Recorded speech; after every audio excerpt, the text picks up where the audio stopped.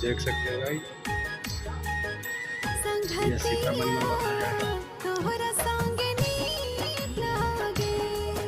Guys देख सकते हो हमारे धनंजय भैया की फिल्म लग चुका है सेंटर हॉल में। तो आप लोग हर बतिया तो हर ठीक थोड़ी देर के बाद चालू लागे होगा। संगतिया तोहरा संग नीक लागे।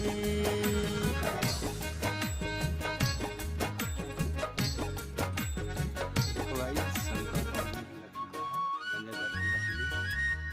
धनंजय भैया की फिल्म। देखो गाइस हमारे यहाँ धनंजय भैया की फिल्म लग